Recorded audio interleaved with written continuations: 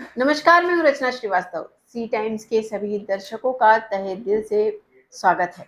और आज हम आपकी मुलाकात करवाने जा रहे हैं मोहब्बत के डॉक्टर, शहर के जाने माने कवि डॉक्टर प्रशांत मिश्रा जी से। तो आइए बातचीत का सिलसिला शुरू करते हैं और कुछ खूबसूरत सी उनकी नज़में सुनते हैं। बहुत बहुत स्वागत है आपका हमारे स्टूडियो में। धन्यवाद मैम। और सी टाइम्स न्यूज़ के सभी दर्शकों को बहुत बहुत प्रणाम। जी, तो सबसे पहला सवाल मेरा ये है आपसे कि आप कब से लिख रहे हैं? किस उम्र में थे जब आपने लिखना शुरू किया? लिखना तो मैं आपको बताऊं कि मैं क्लास 11th में था, तब मैंने जी, पहली पोएट्री अपनी सुनाई थी। जी, हालांकि लिखना तो उसके पहले प्रारंभ हो गया था। जी। लेकिन वो जो सिलसिला था वो ऐसा था कुछ कि मैं दिमाग में बना लेता था कविताओं को, हुँ, पर किताब पे कॉपी पे उतारता नहीं था, डायरी के फॉर्म में नहीं लिखता था। पर दिमाग में तो चलता था 6, 7, 8 के आसपास से ही। ओके। चूँकि बचपन से ही कवि सम्मेलन वगैरह सुनने का आदी था। हुँ, हुँ। और हमारे दादाजी जो स्वर्गीय चंद्रभूषण मिश्र जी, उनका एक महाविद्यालय था। उसमें हर वर्ष दीपावली के समय में कवि सम्मेलन होता था। ओके, तो जी। उसमें देश भर के कवि आते थे, तो उनको सुनते लिखना प्रारंभ कर दिया था मैंने। तो बचपन बिल्कुल, से ही थोड़ा-थोड़ा था, लेकिन पहली बार जो मैंने मंच पे प्रस्तुति दी, जी। वो क्लास 11th में अपने स्कूल में टीचर्स डे का सेलिब्रेशन था। तो हमारे क्लास टीचर थे doctor R J Dubey sir, Ramjanam Dubey sir. उनने कहा कि सुना है कि तुम कुछ लिखते भी हो, हुँ, तो हुँ। सुनाओ। तो पहली बार मैंने प्रस्तुति क्लास 11th में दी थी। ओके, तो वो कौन-सी रचना थी पहली जो आप हमें सुनाएँगे? अ, वो कविता थी कि मैं जब से तेरे प्यार में इंजर्ड हो गया हूँ, तेरी सहेलियों का सिर दर्द हो गया हूँ, और तू भूल जाए मुझको ये आसान तो नहीं है। मैं तेरे फेसबुक का पासवर्ड हो गया हूँ। वाह! बहुत तो खूब। शुरुआती दिनों में ये कविता बहुत अच्छी लगती थी मेरे दोस्तों को, और बहुत जी, प्रसिद्धि भी मिली मुझे इसकी वजह से। जी, मतलब शुरुआत से ही आपने धमाल मचाना शुरू कर दिया था पहली रचना जी, से जी, ही। बिल्कुल। तो आपकी इंस्पिरेशन कौन है? किसको सुनकर लगा कि मुझे भी लिखना चाहिए? जैसा मैंने बताया कि बचपन से मैं कवि सम्मेलन सुनता था, चूँकि जी, घर पे जी। परिवार में, स्कूल में होता था। हुँ, हुँ। तो बहुत सारे कवियों को मैंने सुना, लेकिन सबसे ज़्यादा मुझे जो प्रभावित किए जी, शुरुआती दिनों में, वो डॉक्टर कुमार विश्वास सर, जिनकी ओके। कविताएँ मुझे बहुत दिल को छुईं। हुँ, हुँ, हुँ। और एक और कवि हैं, गीतकार हैं, बहुत प्यारे गीतकार हैं, डॉक्टर विष्णु सक्सेना सर। उन दोनों को सुनने के बाद बड़ा प्रभावित हुआ मैं। और वो उम्र भी ऐसी होती है, धीमे-धीमे पुबर्टी आती है, तो मतलब प्यार मोहब्बत की चीज़ें सुननी, करनी, बातचीत करनी अच्छी लगती है। तो वो मोहब्बत की शायरियाँ सुनने लगा, फिर धीमे-धीमे लिखने भी लग गया। जी, तो आपकी मतलब मन पसंदीदा विधा कौन-सी है? किस पे ज़्यादातर लिखते हैं आप? मूल तो मेरा श्रृंगार है, हुँ, हुँ। क्योंकि नाम भी वैसा ही मंचों पे है, मोहब्बत का डॉक्टर, तो जी, मोहब्बत की कविताएँ लिखता हूँ बेसिकली। पर मैं हर विधा में लिखता हूँ, देश प्रेम पे भी लिखता हूँ, और माँ पर भी लिखता हूँ, पिता पर भी लिखता हूँ, ओके। सामाजिक संवेदना की उस पे के विषयों पर भी लिखता हूँ। जी, तो तो कौन हास्य पे भी लिखता हूँ, मैंने जी, बहुत सारे हास्य कवि सम्मेलन भी हुए हैं मेरे। यानी ऑल-राउंडर हैं आप।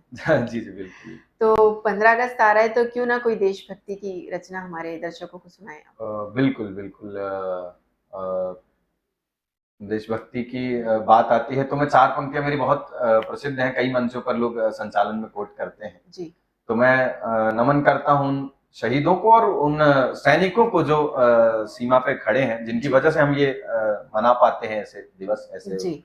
उत्सव।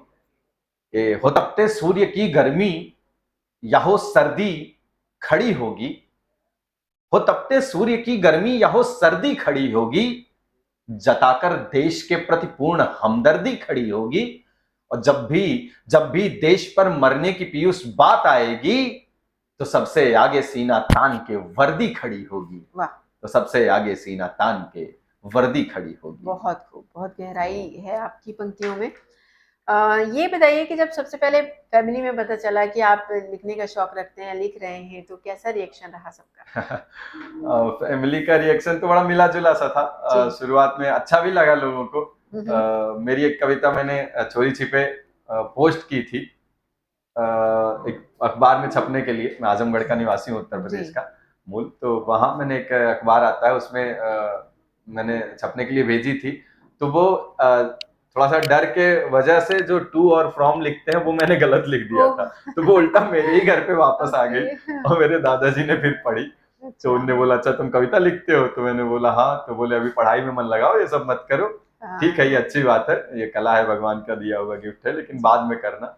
और बाकी मम्मी को एक बार ऐसे अचानक से पता लग गया था, मैंने ऐसे कुछ लिख के हुँ। स्कूल टाइम में अचानक से याद आ जाता है जब भी हम लोग, तो कुछ न हाँ, कुछ लिख लेते हैं। बिल्कुल। तो क्लास में ही था मैं, पीरियड खाली था, तो मैंने लिख लिया था और अपनी जेब में डाल दिया था। तो मम्मी जब कपड़े धुल रही थी तो उनको वो शायरी मिल गई, तो उन्होंने हुँ, पूछा हुँ। ये क्या है, हुँ, ये हुँ। कहाँ से लिखे तुम? तो मैंने बताया कि ये मैंने मतलब खुद से ही लिखी है। हुँ, हुँ, तो हुँ। उनको खुशी भी हुई, और फिर धीमे धीमे थोड़ा बहुत मैंने सुनाना शुरू किया। जी। और जब मंचों पर आया तो थोड़ा सा घर वालों को बुरा भी लगा कि कहीं लड़का मतलब गलत रास्ते ना चला जाए, कहीं इन सब हाँ, चीजों में पढ़ाई लिखाई न जी, छोड़ दे। जी। तो परेशान भी हुए, जो हर गार्जियन होता है कि उसका बच्चा पढ़ने गया है, बड़े शहर में गया है, तो पढ़ लिख के आगे बढ़े।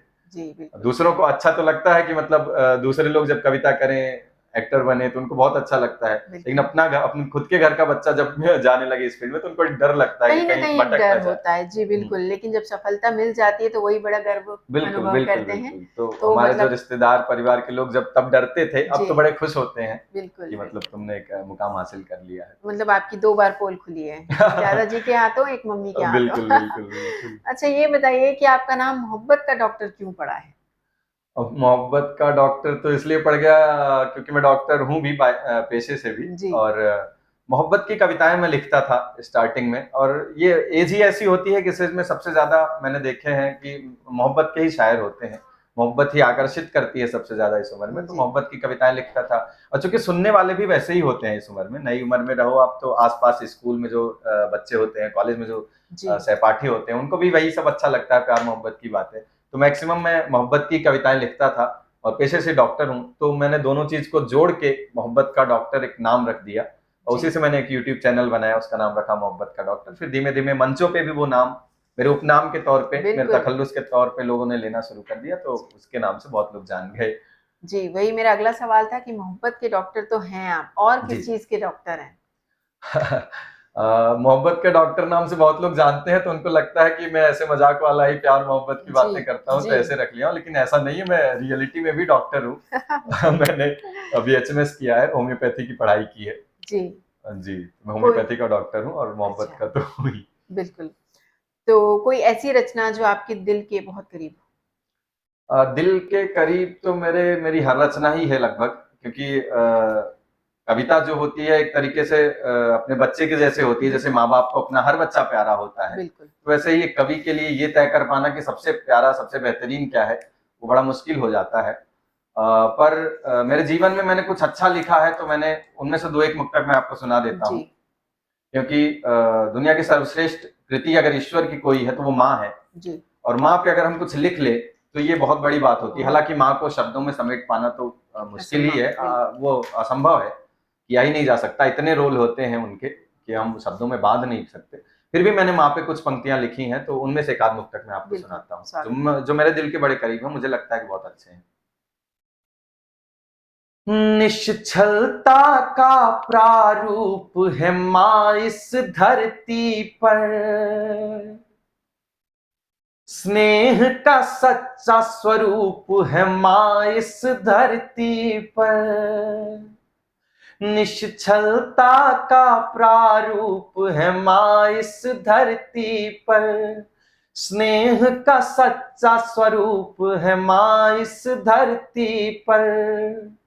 और दुनिया में माँ के जैसा कोई इंसान नहीं, क्या बात दुनिया में माँ के जैसा कोई इंसान नहीं, भगवान का दूजा रूप है माँ इस धरती पर। है। जी, और मुझसे किसी ने पूछा था एक बार कि तुम सबसे ज्यादा प्यार किसे करते हो, हुँ, प्यार की हुँ, कविताएं तो बहुत लिखते हो। बिल्कुल। तो मैंने कहा था कि सबसे ज्यादा प्यार निस्संदेह मैं अपनी माँ से करता हूँ, हर बच्चा अपनी माँ से ही सबसे ज्यादा सच्चा सच्चा प्रेम करता है। तो मैंने चार पंक्तियां उस पर भी लिखी थी कि ममता की फुलवारी है मेरी मम्मी। ये पंक्तियां सभी दर्शकों की तरफ से, सभी बच्चों की तरफ से उनकी माँ के लिए मैं प्रस्तुत कर रहा हूँ, समर्पित कर रहा हूँ। जी। कि सारे जग से न्यारी है मेरी मम्मी, ममता की फुलवारी है मेरी मम्मी, ममता की फुलवारी है मेरी मम्मी, सारे जग से न्यारी है मेरी मम्मी। और उसके जैसा कोई भी आदर्श नहीं, उसके जैसा कोई भी आदर्श नहीं, मुझको सबसे प्यारी है मेरी मम्मी, मुझको सबसे प्यारी है मेरी मम्मी। वाह, क्या बात है। धन्यवाद। बहुत ही खूबसूरत पंक्तियां हैं। हाल ही में आप अभी वाह भाई वाह से होकर आए हैं, तो कैसा जी एक्सपीरियंस जी रहा वहाँ? वाह भाई वाह का एक्सपीरियंस तो बहुत अद्भुत रहा, बहुत अद्भुत रहा। मतलब जी। जीवन में सबसे अद्भुत अगर मैं कहूँ कुछ हुआ मेरे, तो वो हुआ जिसने मुझे अलग पहचान दे दी जी। पूरे देश में, पूरी दुनिया में। जी, तो वहाँ से जब आप लौट कर आए हैं, तो वहाँ से आने के बाद लाइफ में क्या चेंजेस आए? लाइफ में बहुत सारे चेंजेस आए। वहां तो बहुत अच्छा एक्सपीरियंस रहा ही, क्योंकि शैलेश लोढ़ा सर, आदरणीय शैलेश लोढ़ा सर बहुत अद्भुत कवि हैं, और उनके मतलब एक तरीके से आइडियल है मेरे, बचपन से उनको देखते आए हम लोग टीवी पे। जी। तो बड़ा इच्छा थी मन में कि एक बार अगर इनके साथ हम फोटो खिंचवा लें, कहीं भीड़ में हाँ। सेल्फी ले लें, तो मेरे लिए बहुत बड़ी बड़ी बात बात होगी। और उनका कॉल आ गया उनके साथ मंच पे, और 3-3 एपिसोड्स मैंने कर लिए टीवी पे, तो ये मेरे लिए बहुत बड़ी बात है अपने आप में। और वहाँ का स्टाफ बहुत सपोर्टिव था। एक अद्भुत अनुभव था। पहली बार मैं मुंबई गया था, फिल्म जी। इंडस्ट्री गया था, और पहली बार में ही एक सेलिब्रिटी के साथ आपको शूटिंग करने का मौका मिल जाए, 3-3 एपिसोड मिल जाए, तो बहुत बड़ी बात बहुत होती बड़ी है। बात है। जी। और वहां से जब आया उसके बाद, जैसा आपने पूछा कि क्या बदलाव आए, तो बदलाव तो बहुत आ गए हैं। हर जगह एक तो सम्मान जो बढ़ जाता है व्यक्ति का एक बड़े प्लेटफॉर्म पे आने के बाद, और जी। कुछ ऐसे लोग जो मान नहीं रहे थे आपको, जो सवाल खड़े कर रहे थे, अरे नया बच्चा है, ऐसा वैसा कभी, तो उनकी नजर में एक तो ये बढ़ गया कि आप स्थापित हो गए कि हाँ नहीं, आपने एक बड़ा मंच कर लिया, शैलेश लोढ़ा जी के साथ कर लिया, तो अब जी। लोग मानने लग गए कि नहीं, सच में तुम में काबिलियत है जी। और तुम भविष्य में कुछ अच्छा कर पाओगे। और पहचान बहुत बढ़ गई है। जी। जहां जाओ कुछ न कुछ परिचित लोग मिल जाते हैं, और अगर कोई नहीं भी है तो किसी के माध्यम से अगर बता दो कि हाँ मैं टीवी पे आया था, उनके साथ आया था, जी। तो उसका बड़ा प्रभाव पड़ता है। बिल्कुल। मैं एक संस्मरण उसमें बताना जी, चाहूंगा आपको। बिल्कुल। मैं जब वहां से आया तो 3-4 दिन बाद एक रेस्टोरेंट में डोसा खाने गया, तो वहां जो उसका वेटर था उसने मुझे देखते ही कहा वाह भाई वाह, तो मुझे लगा इनको कैसे पता, तो मैंने पूछा देखा था क्या आपने, तो उन्होंने बोला हाँ बिल्कुल देखा, क्या बताया कि मैं रोज देखता हूँ उस शो को। और जब अच्छा। मैंने देखा तो मैं आप पहचान गया कि ये भैया तो हमारे रेस्टोरेंट में पहले भी आए हैं, और उन्होंने जबलपुर जब उसमें बताया इंट्रोडक्शन में। ऐसे ही मैं कपड़े प्रेस करवाने जब गया, तो वो भैया जो प्रेस करते हैं उन्होंने तुरंत बोला अरे मैंने तो आपको टीवी पे देखा था। तो बड़ी हाँ, खुशी होती है कि खुशी। जहां जाओ वहां लोग पहचान रहे हैं, बिल्कुल। मान रहे हैं। और बिल्कुल। एक और बदलाव मैं आपको बताना जी। चाहूंगा, थोड़ा सा हास्य भी है उसमें, हाँ जी। लेकिन ये सच भी है। मैं घर पे गया था तो मैंने ये सुना, एक 4 पंक्तियों के माध्यम से अगर आपकी बिल्कुल, इजाजत हो तो बिल्कुल, बता दूं। बिल्कुल, स्वागत। तो मैं उसमें बताऊं आपको कि क्या बदलाव आया, कि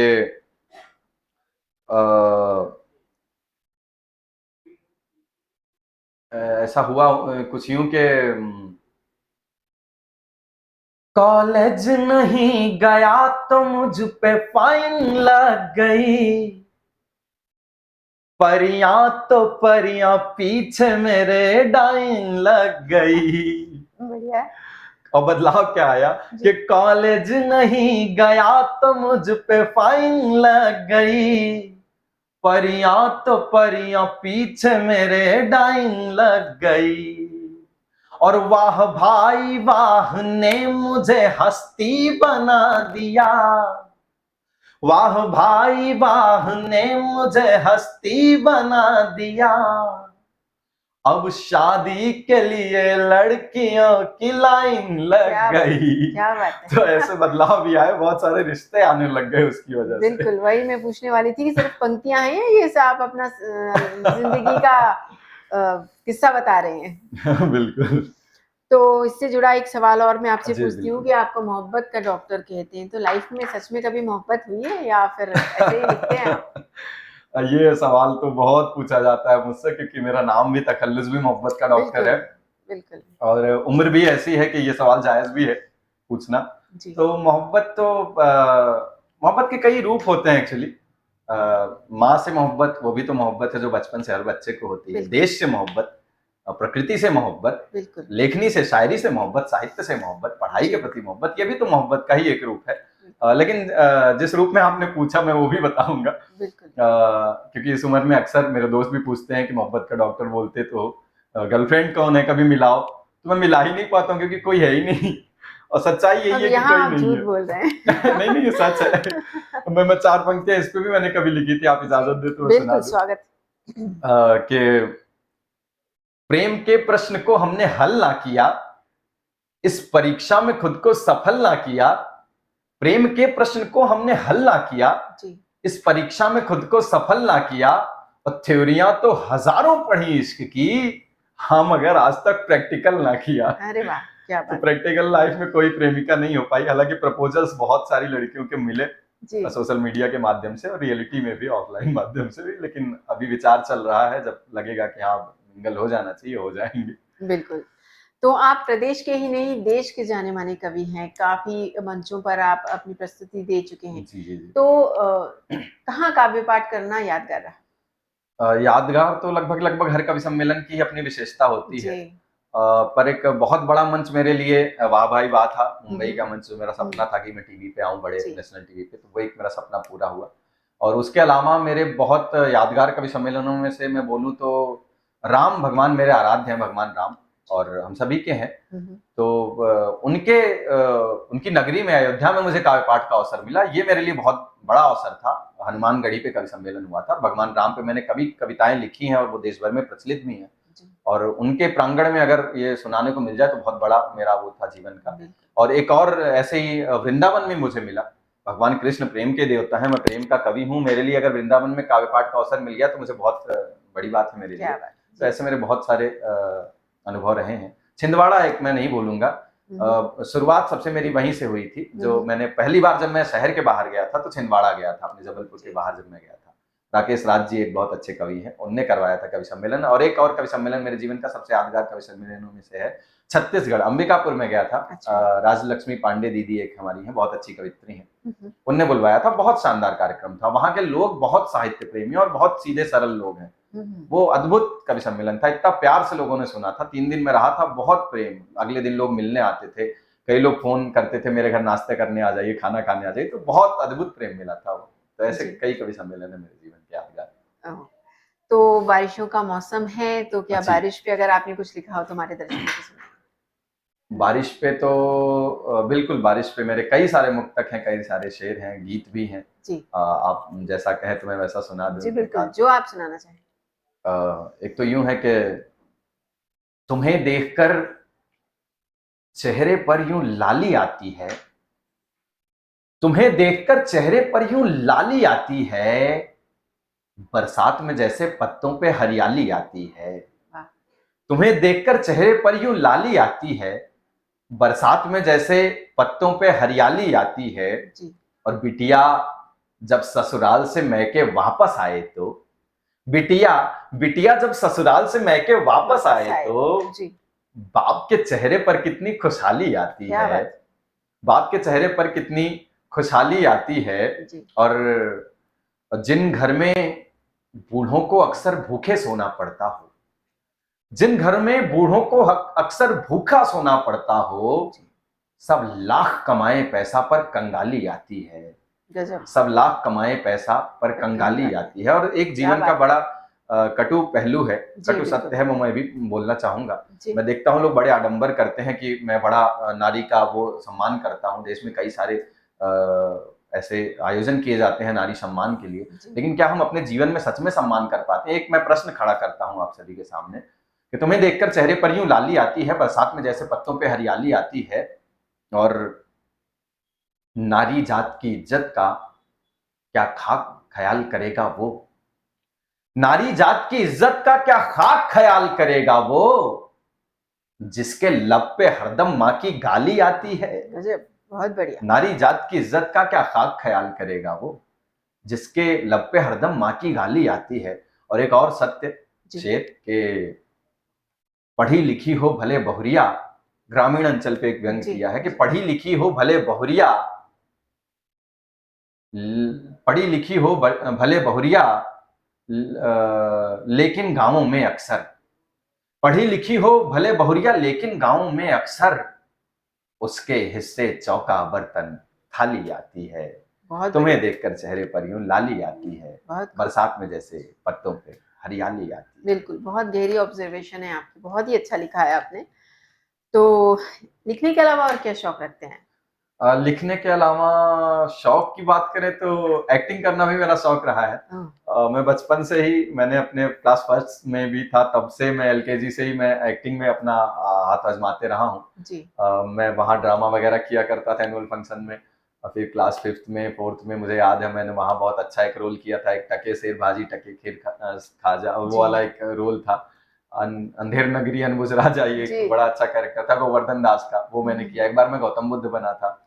और मैं ऐसे ही सुभाष चंद्र बोस जी का रोल कर चुका हूँ एक एक बार बचपन में।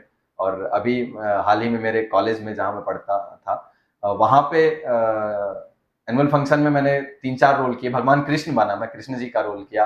और जी। एक में मैंने बाबा ढोंगी बाबा का हास्य रोल भी किया। हुँ, हुँ। एक में दूल्हा दुल्हन वाला रोल भी, कई प्रकार के रोल मैंने किए। तो एक्टिंग भी मेरा बहुत अच्छा शौक रहा है जिसमें मैं आजमाता रहता हूँ अपना हाथ।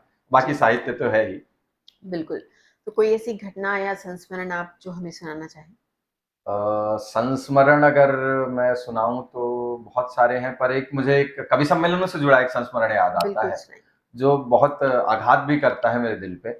और कभी भूलेगा नहीं। बड़ा दुःख है मुझे कि ऐसा पल मुझे देखना पड़ा अपने जीवन में। शुरुआती दौर था, नया-नया मैं कवि सम्मेलनों में था, 3-4 साल पहले की बात है, 4 साल पहले लगभग।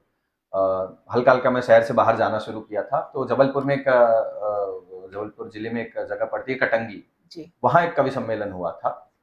तो वहाँ कवि सम्मेलन के दौरान क्या हुआ, सभी कवि काव्य पाठ करिए, बहुत अच्छा कवि सम्मेलन चल रहा था। जी। लेकिन आखिरी के 2 कवि बचे हुए थे, शेष बचे हुए थे। मैंने भी काव्य पाठ किया, बहुत अच्छा दर्शकों का बहुत प्यार मिला था। पर आखिरी 2 कवि के पहले वो कवि पढ़ रहे थे। उस बीच में जो आयोजक थे, उनके भाई की डेथ हो गई अचानक ओह! से, चलते कवि सम्मेलन में। और फिर वो कवि सम्मेलन रोकना पड़ा। वो बड़ा अजीब-सा संस्मरण है, जो कभी दिमाग से उतरता नहीं कि मेरे जीवन में ऐसा भी एक कवि सम्मेलन रहा है। जी। जिसमें एक आयोजक की ही डेथ हो गई हो, जो आयोजक था उसके सगे भाई की। हुँ, और हुँ, वो हुँ। भैया बहुत अच्छे से दाद दे रहे थे, बहुत अच्छे से रिस्पॉन्स कर रहे थे, पर अचानक से हार्ट अटैक आ गया उनको उसी जी, बीच में। तो जी, ये हमेशा मुझे याद रहता है। भगवान उनकी आत्मा को शांति दे। बिल्कुल। तो ये एक मन भाव। बिल्कुल, ये हृदयस्पर्शी चीज़ है, जी, बहुत दिल छू जाता है हमेशा, बिल्कुल। कि मतलब दर्द बहुत होता है, दुःख होता है कि ऐसा भी हुआ है। जैसे संस्मरण हर प्रकार के होते हैं, अच्छे भी जी, होते हैं, तो बिल्कुल। एक मैंने अच्छी तो बहुत सारे बताए, पर ये जी, एक ऐसा था जो मुझे कभी नहीं भूल सकता। जी, तो मन थोड़ा-सा उदास-सा होने लगा है, तो क्यों ना कोई कुछ व्यंग सुनाया जाए ताकि अ, फिर से हम वापस अपने मूड में आ सकें। हास्य व्यंग्य की बात आप कर रही हैं, तो मैं जी, ज़रूर अपनी 1-2 कविता, एक एक मुक्तक अपना सुनाता हूँ कि बिल्कुल। जैसे प्रेम लोग कहते हैं कि किस उम्र का व्यक्ति कर सकता है, किस उम्र का नहीं, तो मैंने इस पे लिखा कि प्रेम तो किसी भी उम्र में किया जा सकता है। बिल्कुल, आजकल देख भी रहे होंगे आप लोग, हर उम्र बिल्कुल, के लोग बिल्कुल। प्यार कर रहे हैं। तो कि इश्क की राह में खाता सदा गच्चा ही रहता है, नहीं पकता कभी ये फल सदा कच्चा ही रहता है। और उम्र 16 हो या 26 या 56 76 पर मोहब्बत में सदा मर्दों का दिल बच्चा ही अच्छा रहता है, है। बहुत बढ़िया, क्या खूब। ऐसा बहुत सब। बढ़िया सुनाया आपने। तो और आगे कहाँ तक जाने का प्लान है? प्लान तो मैं करके चलता नहीं हूँ। मैं ओके, एक तरीके से भाग्यवादी भी हूँ, कर्मवादी हूँ। मैं ईश्वर भगवान ने कृष्ण जी ने गीता में कहा, जी, कर्मण्येवाधिका रस्ते माँ फलेषु कदाचन। आपके अधिकार में कर्म है, कर्म करना ही हमारा अधिकार है। हमारे अधिकार क्षेत्र में कर्म दिया गया है, तो हमारा काम है कर्म करना। फल देना भगवान की इच्छा है, भगवान के ऊपर है। वो जहाँ ले बिल्कुल। जाना चाहेंगे वहाँ ले जाएँगे। मैं अपनी तरफ से अपना बेस्ट हर फील्ड में देना चाहूँगा। होम्योपैथी में भी मैं चाहूँगा कि मैं इतनी मेहनत करूँ, कर भी रहा हूँ। और कोशिश रहेगी कि दिन ब दिन मैं बहुत अच्छे से ट्रीट करूँ। मेरे मरीज़ जो अभी भी बहुत सारे ट्रीट हो रहे हैं, और भविष्य में बहुत अच्छा मैं कर पाऊँ। और साहित्य के फील्ड में भी मैं चाहूँगा जितना अच्छा कर सकूँ। अगर एक्टिंग या कोई और फील्ड में भी भगवान मुझे ले जाना चाहेंगे, मेरा प्रारब्ध अगर ले जाना चाहेगा, तो ले जाएंगे कहीं ना कहीं, जो लिखा होगा किस्मत में होगा। मेरे भाग्य में कर्म करना है, मैं कर्म करूंगा, बाकी प्रभु की इच्छा। बिल्कुल। तो चलते चलते हमारे दर्शकों को क्या सुनाना चाहिए? मैं एक एक गीत अगर आप कहें, बिल्कुल। बरसात पे ही मेरा एक गीत है, जी बहुत बिल्कुल, प्यारा गीत है, स्वागत। आजकल लोग सुन रहे हैं उसको। जी। सुनाता हूँ, सुनिएगा कि